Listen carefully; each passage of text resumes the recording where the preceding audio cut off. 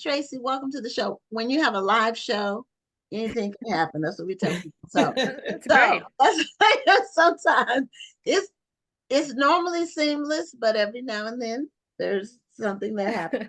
I did, but before What we get happens for started, live shows? yeah, before we get started, I wanted to show you. I heard about you online. It came across my news feed on Facebook, Mhm. and your books look interesting and right up my alley. And so I haven't read them yet, but I have both Hide and Fall.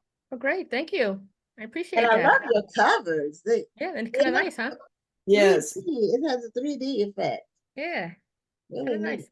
Yeah. So tell us, Tracy, how did you get into writing crime fiction? I don't know. I sort of always liked it, and I'm not sure where it started. I think it sort of started for me, maybe. I used to be that weird kid. Everybody's outside playing ball, whatever. I'm in the room with my grandmother watching those old black and white movies. Yes. The Thin Man, Boston Blackie. I mean, I was that kid at the bottom of her bed on that little quilt and watching these movies where everybody else is outside playing. So I think that's Okay. where it started. And then Okay. I guess when I started to read, I just sort of gravitated towards mysteries and crime novels, the Hardy Boys, Nancy Drew, Yes. things like that, Sherlock Holmes, Agatha Christie. And so I guess it sort of just bloomed like a flower. I got to the point where actually wanted to write something for myself. And so I'm looking around for things that I might want to write. And of course, mysteries and crime fiction just sort of popped up. So that's how I got into it. Okay. So what were some of the movies you watched? Just name a couple of the old movies that you watched Well, that the you old really liked. Maltese Falcon, the Thin Man Oh, series, Myrna Loy, Robert Powell. I mean, all of those, William Powell, okay. all of those I used to watch. So Okay. I'm in there with a bowl of popcorn. Everybody's out there, and just Okay. I'm in there with my grandma, and I'm watching some 1939 movies. Okay. So Humphrey Bogart sounds like one of them. He Yeah, was, I kind of yeah, You sound like a movie aficionado. yeah. yeah. But then Those old movies were good. I mean, I they still were watch good.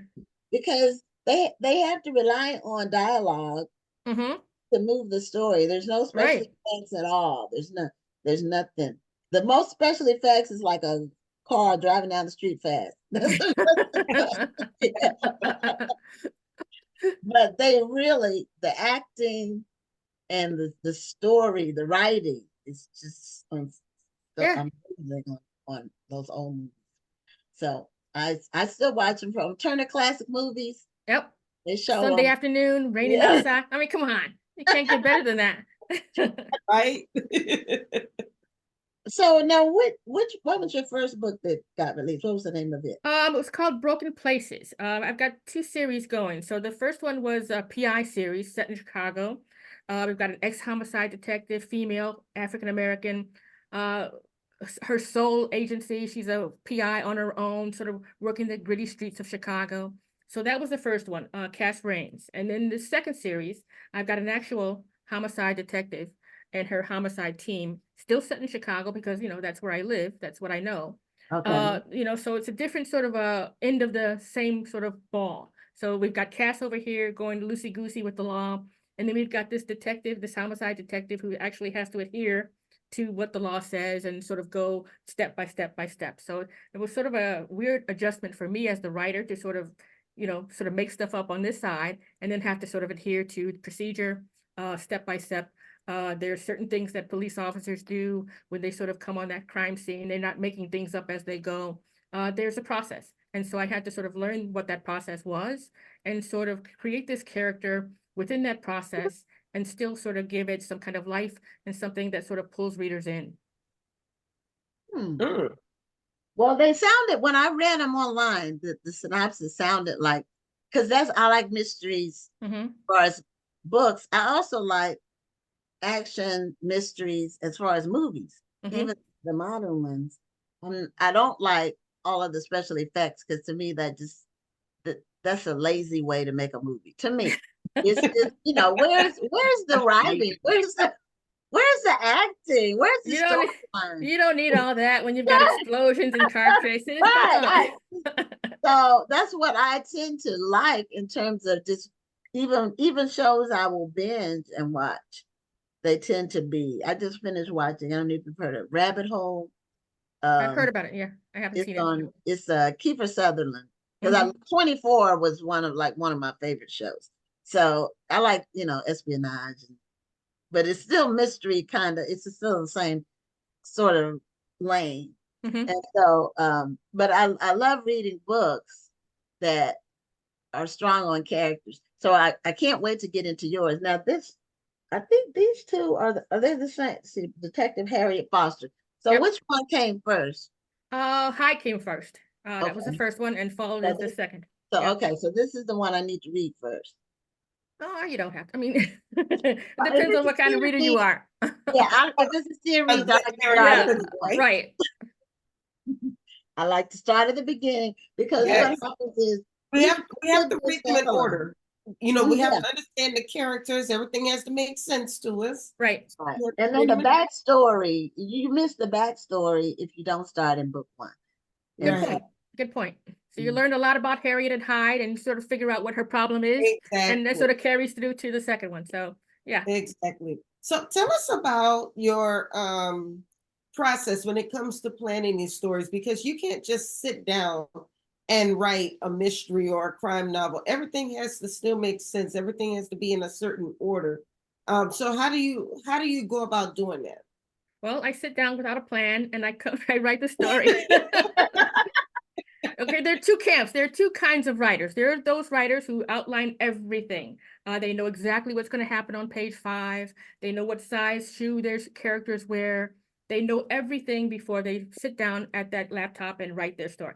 And then there are the other ones like me, who we call pantsers, who sit down in front of a blank page or a blank laptop screen, and we peck out a story as we sort of come up to it, page by page, paragraph by paragraph, without a plan. We just go where we think the story and the characters go. And that's how I do it. So when I start a new story, I have nothing except maybe a spark of an idea. Maybe I know where the body is planted or how the first victim died. But that's about it. And so then I have to take my cast of characters, Harriet and her partner, and all of the homicide detectives who are in this journey with her, and figure out what they're going to do. That first crime scene, that's where I start, and that's where the story goes, and boom, we're gone. So whatever comes after that is a spark to me. It's new. I have absolutely no idea where it comes from, and hopefully by the end of it, it all pulls together. But the great thing about this is that I don't have to do it all in one chunk. So if I go to that first draft and sort of get a story down there, which sort of makes sense, I have an opportunity to go back and fix it and sort of massage it and make it great. So I can do that several times. So that's the great thing about writing. It's not something that you just spit out and that's it. It's gone. Yes. You can't do anything about it. You've got time to go back, think about it a little bit more, take what you've got and make it better. so you call it a panzer? Yep, pantser, Uh, flying by the seat of your oh, pants. pantser. I Okay. mean, come on. Okay. Okay. Now, Rhonda and I are both authors as well. So I am, when it comes to fiction writing, which is not my strong suit, but I have two really good novels, if I just say so myself, that are Mhm. mysteries, but I'm a pantser too. There you go. I have the spark, I have the general concept. And people who say they outline, I'd say God bless them. Who have Well, every chapter, they have an outline. I think that's great. That's not how I write. I'm somewhat of a pantser, but I still have to have a plan when I go in, but I don't teach people. When I teach my writing classes, I don't teach them pantsers because I Oh, feel like you have to have a certain level, I don't want to say talent, but you have to know what you're doing when you're going into when you if you're going to go into your story that way. Mhm. So I don't teach them that way. I do teach them, okay, you might want to have an outline, but I don't tell them that it has to be formal. You don't need to do the Roman numeral 1, and then write this out in Roman numeral 2, ABC. You don't need to do all of that. But I do teach them how to at least have some type of a plan. Even if it's not formal, have a plan. And then if you wind up veering away from it, at least you had a place to start. That's usually what I teach people. But that's only because a lot of new people can't be pantsers, I don't think. I think they have to mhm. they have to at least have some type of plan or outline or something in their minds before they sit down and write. And he needs some guidance. Now, when I do nonfiction, I have an outline because those are the chapters. Yes. Like, it'll be like 12 chapters. It'll be a subject is 12 chapters, and all 12 chapters are supporting whatever the premise is for the book when it's nonfiction, when it's a research-based book. But with fiction, I can't predict where the story is going to go in advance because it kind I of always say my tells character is itself. gonna go left and he winds up going right. So That's fine. I mean, I do that a million times in a book. I mean, I Okay. start out doing a scene that I think is going to go this way, and the characters have another plan in mind, and then I go that way. And it's usually something that's better Better than the way. sort of, you know. So I think pantsers sort of have their own internal thing. Maybe our outline is in here. We don't write it down. We don't have pages that we can sort of refer to, but we've got this sort of thing in our head that sort of keeps us on the straight and narrow. We know when a story sort of veers off. We know when something is needed here as opposed to here. We can sort of feel it. And so we're just kind of those kinds of writers. I mean, there are all kinds of writers. No writer is the same. Everybody's got their own process. Everybody gets that to the end of that book their own specific way. And you just have to sort of accept the writer that you are and go with it. yes, yes, Yeah, and but different writing styles is what makes the work around. If you're an Yep. avid reader, I you agree. don't want to read the Absolutely. same style, the same type of book. Now, what made you, or if it was you, what made you do one word titles? It wasn't me. I Okay. come up with nice lyrical titles that I think sort of, Okay. and then Yep. you know the publishers have their own idea. Like they know they're the experts. They know what sells. They know where to put it. They know I don't know any of that stuff. I'm just the writer.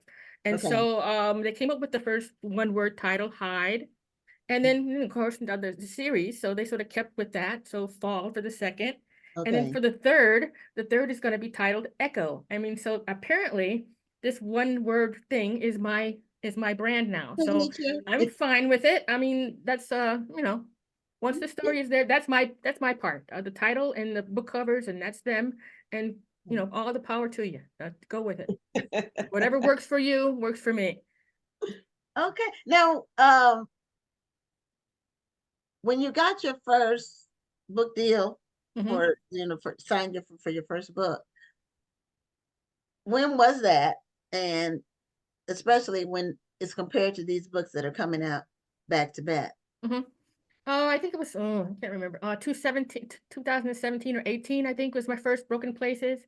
And Okay. that was after 20 years of trying. So Mm. that was writing, rewriting, sending out query letters, getting rejected, saving the rejection letters, trying again, pulling it all to pieces and putting it back together again. I did that for over 20 years. And Oh, so when that wow. first book deal sort of came about, I had the first one that I gave to them, but I had continued to write. So when they took that first one, I said, well, if you like that one, I've got two more in the drawer with these same characters in it. And they took all three. So that one first sell was a book of three. They took all three of them. And so, you know, that was off and running. So there I was. I had my series going. I didn't intend it to be a series when I first wrote that first one. It was just this character, this story. And then I was going to write something else because, you know, they weren't taking it. So by the time they took it, I had three, turned it into a series, kept going with that. And then now I have the second series too. So, you know, apparently, I guess series are my thing now. And I'm okay. I mean, I get to sort of write. I like exploring characters. I like sort of getting beneath the skin and sort of finding out what makes these people tick. I've given myself a really complicated African-American female detective that has a host of things that I can sort of dig into and pull out. She's not very talkative. She's very internalized. She does not, you know, she's not throwing, you know, parties for herself or balloons or, you know, she's very focused, very straight line. And it's wonderful to sort of figure out what makes her tick. I've given her a great amount of weight to carry. So in addition to those cases that she has to solve with her team, she's got some personal stuff that she's got to deal with. And I love sort of digging into that. So I'm sort of loving Harriet, sort of a love-hate relationship. I love sort of digging into it. I hate the fact that she does not talk to me a great deal. and I have to sort of dig for her, but that's fun. That's what writers like to do. Bring those characters out, make them engaging for readers. And so I'm on that journey with Harriet. Okay, Wow. you're really That you said a enthusiastic lot. about it. Huh? No, You're I was very just saying enthusiastic. you said a lot in that. And so now that third book in the series, we're going to meet Harriet again in December of 2024. Yep. So she'll be back. She's got a new case. It has to do with college hazing, and murders that sort of are separated by 30 years. So she's got to figure all of that stuff out, with her partners and her homicide team. And still set in Chicago, still my city. Okay, And okay. she's still at it. So I was gonna. So all of your stories take place in Chicago. Yep, that's what I mean. And people say This is write my what you know. this So is my patch. people say write what you know. So what has been? Is it well? We've been doing this for almost 4 years, Mhm. and it seems like in the last few months I've been seeing your books. Like before then, I didn't see them, and now I see them everywhere. Good. All right. I'm not complaining. And we make a concerted effort to look for whatever's coming out, Mhm. new releases and all that. And so kudos to whoever does your publicity or for just the word getting out from people reading it. I had a book club reach out to me that said they were going to be watching the show, that they were currently reading your book. Oh, sweet. Yeah, That's so great. Wonderful. one of Thank them. you. Yeah, so what would you consider to be like your, I won't say your big break, but I know you said you worked on the first book for 20 years and then it Hmm. finally broke through. Hmm. But why do you think the timing was right for the book when it did get picked up? Do you have a sense of that? I don't know. I think you just sort of are there. You keep working until your shot comes. That 20 years was a long time, a long span. And I got frustrated along the way and wanted to quit along the way. And actually, at one point, I had put the manuscript away for like 2 years and didn't touch it. But there's always that sort of nagging thing that sort of lets you know that this is your thing and you have to keep doing it. So I took the thing out of the drawer after 2 years and I started again. And you just have to sort of keep doing that until your shot comes up. You only need one yes. You only need one agent, one editor, one publishing house. And if you give up halfway through that, you never know if you could have made it. So you just have to keep at it. I just kept plugging away until that one shot came, and then I was sort of off to the races. Then it becomes a job, right? Writing for fun is different from writing for people who actually Right, looking for. right, whether you like it or not, you have to Right, make a deadline. before I had all the time in the world, they could have taken, Right. whatever. I And mean, you have a now, deadline. now they want that sucker every year. I mean, so I have a deadline that has to be there. Can't make excuses about it. They want their stuff so they can do their thing. And so then you get sort of in a different place, right? So it's still fun, sort of, most days. And, there's some days that aren't not so fun. But now it's the business. And so you have to sort of get into that business rhythm and sort of do what you need to do when you need to do it and still have fun sort of along the way. So, Do you know it's what all that good. one thing was that finally motivated you to pull the manuscript out after 2 years? Just pigheadedness and just a stubbornness and not wanting to let it go. I sort of had the feeling inside of me that I had something.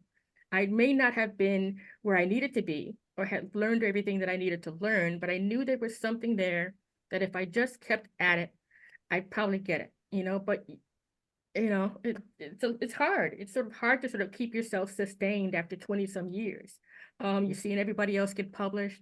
You're reading the books, they're not so good. I mean, you're looking at it and you said, well, why not me? Why them, not me? And it's just everybody's got that specific journey, that specific thing they've got to do. I had to learn what I needed to learn. It took as long as it was going to take, and then you see what else you can do. So, I'm not mad about it. It wasn't wasted 20 years. I mean, I was learning as I went. all of those 20 years, I was learning and taking classes and figuring out what I didn't know and trying to fix it and moving it this way and that. And, finally sort of like breaking through a cloud or something. That's your Well, spot. That's your time. There you go. You're ready for it because you took those 20 years and didn't stop and kept learning and kept teaching yourself and you got it done. well, this is an illustration of your motivational message. If you want to Yeah. write, write, write Right. all the time, write until you get better. Absolutely. And being persistent. Yeah. That Mhm. a lot of people quit, too soon. And Mhm. if you quit, your blessing might be right around the corner, and you quit right before you turned it, right And before you, you you turned the you corner. cannot be sort of scared of the rejections because you're gonna get rejections. And Oh, it's just gonna happen. know, Yes. just know going in, before you even start, that you're gonna get that pile of rejection letters. And now this decision becomes, what are you gonna do about that? Are you gonna stop and let Mhm. those rejection letters sort of kill your dream, or are you gonna take those rejection letters, put them aside like I did, pile them up, and I had quite a file after those 20 some years, and just keep going. And that's what you have to do. Well, Amen. while you were waiting over the 20-year period, were you published anywhere else? Like, were you doing short stories or Now, anything I like wrote one, I wrote one short story just to test myself, right? Uh, I, I'm not really a good short story writer, but I wrote one just to see if I could sort of write the story, beginning, middle, and end. I did it. It's all right. I figured if I can do that, I can write a novel. Who in their right mind makes that adjustment? I mean, but anyway, I wrote that that? one short story. I said, oh, that wasn't so bad. And so I went into the big thing and frustration after frustration, teaching myself how to do it, taking every class I could possibly take, going to mystery conferences, schlepping all the way up to the north side of Chicago on a Saturday from 9 to 5, panel after panel, class after class on dialogue and pacing and character development. All of that stuff I did for years.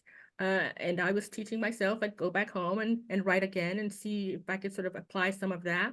And I did that until I got better at it. And it's kind of like priming a pump for water. The more you prime it, the more you pump it, the more water comes out. And so that's kind of what my path was. Just sort of taking those rejection letters, not accepting them, knowing that I had something there, and then practicing, learning, teaching myself, taking everything at every advantage or opportunity that I could take, and then seeing what I could do with it. So you have to kind of keep yourself up there and in the game and until your shot comes. Yeah, Yeah. stick to itiveness is Yep. that's That's such exactly a what it is. watchword. Now, what were you doing for your day job, or what's your profession other than writing I books? was an editor for a newspaper company, so I would during the day I would write edit op-eds and comic strips and puzzles and stuff like that. And my lunch hour was my writing time. So I had that 60 minutes. That's all I had during the day. I would take my little laptop and my lunch, my microwavable lunch, into a quiet little room, and I would write for 60 minutes. That was my writing time. And then I'd swivel back and I'd do the rest of my day. And that's what I did for many years. And that was what I was doing when I got that first book deal. I was at my job and the email popped into my little thing blip, and said, would you let me represent you, the agent? I said, heck yeah. I mean, after 20 some years, why would you ask? Anyway, see, absolutely. So there I was. So there I was. I was editing something and this email popped up after 20 some odd years of rejection and whatnot. And now I had my agent. And that agent took my little manuscript, my little 3 little books that I had. And about a month later, I had a publishing deal with Kensington. After 20 some years to have it happen that fast, it's just absolutely mind boggling. But, when your shot comes, your shot comes. Amen. And maybe that time 5 years ago was not my time, but this one Exactly. was. And so you have to be in it to win it. You have to be there when that opportunity comes, when that one yes comes in.